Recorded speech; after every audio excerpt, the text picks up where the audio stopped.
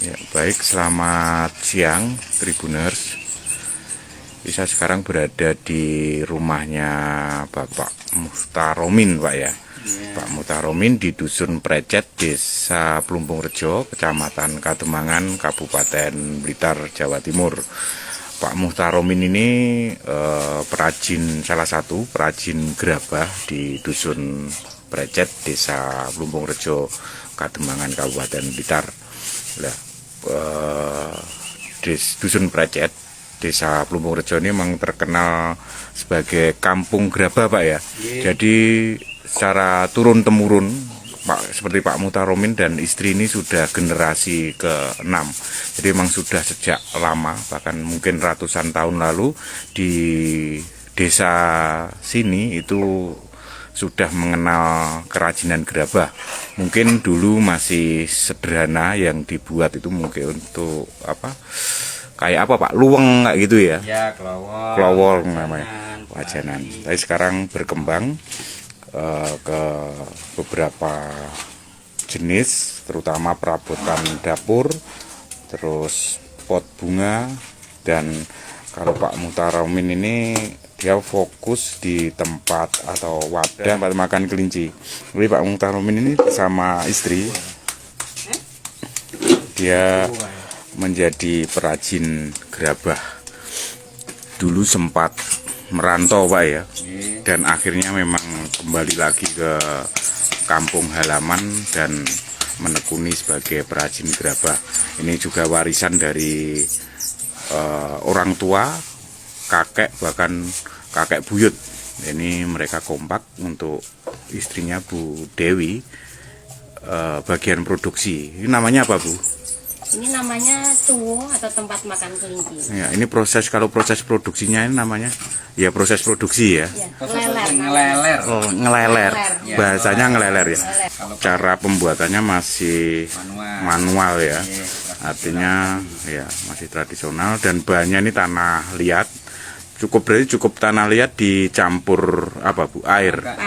Pasir atau pada pasirnya ya. Kalau bahan lainnya enggak. Pasir sama kaulin biasanya. Kaulin. Ya, ada. Itu untuk apa? Merekat ya, atau Tanah apa? liatnya ini pasirnya. Pasirnya pasir khusus atau apa, Pak? Pasir khusus, pasir lebo namanya, pasir sungai. Bukan pasir bahan dasar pembuat bangunan, bukan. Oh iya, ini berarti ada tanahnya seperti ini, tanah liat. Jadi campur pasir, ini pasir sungai. Pasir lebo. Jadi lembut, Pak ya. Pasir yang udah bercampur dengan debu, wong Jawa ngarani lebo. Lebo ya. Jadi bukan untuk bangunan. Jadi memang kelihatannya cuma diputar, tanah liat yang sudah dihaluskan itu ditumbuk, diadon ya, seperti adonan. Setelah itu baru ditaruh di meja putar ini, terus kayaknya cuma dipegang-pegang akhirnya membentuk.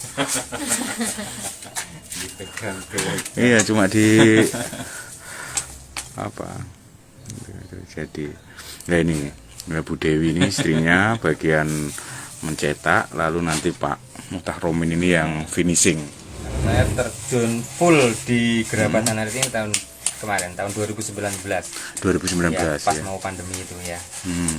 Awalnya sempat merantau ya. Nah, ya awalnya sempat merantau karena kalau tak dulu gerabahnya tak pandang sebelah mata, maksudnya alah gur koyo ngono yang bendino kayak mana ndak koyo enggak iso oleh dirakeh. Ya, terus akhirnya milih merantau. Sebagai apa? Kerja apa, Pak, waktu merantau? Merantau aku jadi tukang potong rambut di Bali. Itu mulai kapan? 2012 sampai akhirnya 2018 akhirnya pulang lagi ke Blitar. Sejak itu baru ya terus menekuni ini ya. Ini akhirnya menekuni kerajinan warisan dari mbah-mbahnya dulu ya. Terus awal babat seperti apa, Pak? Awal babat kan aku nggak mau kalau bikin yang seperti orang-orang yang sudah ada ya. Sudah ada gitu. Saya ingin yang baru, jadi saya langsung menyasar ke pasar yang namanya tempat makan kelinci. Dulu belum ada orang yang pesan tempat makan kelinci, karena ada salah satu peternak kelinci dan mungkin dia juga pedagang, suruh membuatkan itu. Terus akhirnya kok saya lebih ke tempat makan kelinci, karena tempat makan kelinci yang lain belum ada yang buat. Iya, oke. Akhirnya dari situ banyak tengkulak-tengkulak yang dari luar kota pun pesen gitu. Tapi ya sempat juga nggak laku karena pas itu tinggal pasarnya kelinci, pas pasar itu pasar kelincinya nggak laku, kelinci berdagang nggak laku, tempat makan kelinci pun nggak laku. Pernah ada 6 bulan lebih nggak laku sama sekali. Tapi saya tetap produksi Ya. Ya, saya tetap produksi sampai stok itu numpuk banyak sekali. Ya terus laku lagi. Sekarang udah habis, sekarang malah kurang-kurang. Produksinya ini kurang-kurang makan kelinci ya. Iya. Sampai sekarang itu yang pecah aja laku. Baik. Kalau sekarang bisa sampai berapa ratus biji Pak per bulannya? Mungkin produksi atau penjualannya? Kalau produksi kami ya mungkin ini masih saya kerjakan sama istri saya. Dia yang produksi, saya yang bagian finishing. Kalau 1 bulan itu rata-rata kami bisa membuat itu 1000 sampai 1500 piece bisa. Itu terjual juga ya artinya? Inggih. Oh iya, itu nggak ada stok apa yang habis pembakaran besok dibongkar langsung kirim. Oke, Habis pembakaran besok bongkar langsung kirim sampai nggak ada stok di rumah. Iya. Kalau untuk tempat makan kelinci ini kemana saja pemasarannya? Pemasarannya yang paling banyak itu Mojokerto, Surabaya. Itu yang saya, terus Tangerang, Bekasi. Kalau harga Pak mulai berapa? Harga mulai dari 2.500 sampai 5.000. Sampai 5.000 itu dari Karena sini kami ya. perajinnya, tapi mungkin kalau udah di luaran udah acara ya mahal, nggak tahu juga. Ya.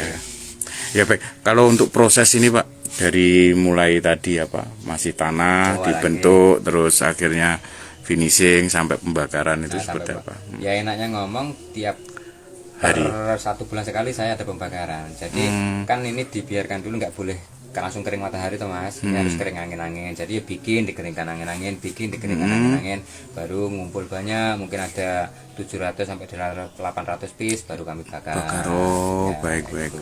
Iya ya. Sebulan sekali ya atau sebulan 2 kali ya untuk pembakaran ya. Ya, ini seperti ini baik. Terus sekarang fokus ini Pak ya, fokus di pembuatan ya, dan Pak Mutah Romin ini juga akhirnya yang penggerak, bisa dikatakan penggerak untuk menjadikan Plumpung Rejo atau Precet tepatnya Desa Precet ini sebagai tempat wisata edukasi Pak ya. Ya itu mungkin karena saya akan melihat dari kesenjangan sosial juga. Terus karena ada pembelajaran dari dinas terkait untuk membuat desa wisata, karena desa wisata itu kita nggak ada modal sama sekali, maksudnya memang membuat desa wisata itu nggak perlu modal, hanya kearifan lokal aja yang bisa dijual. Jadi ini kan termasuk kearifan lokal, produksi kayak gini, ini bisa dijual. Dan alhamdulillah sekarang sudah ramai edukasinya, mulai dari TK, SD, SMP, SMA sampai perkuliahan pun banyak yang datang ke kampung ini untuk belajar ya, melihat dan belajar proses pembuatannya itu.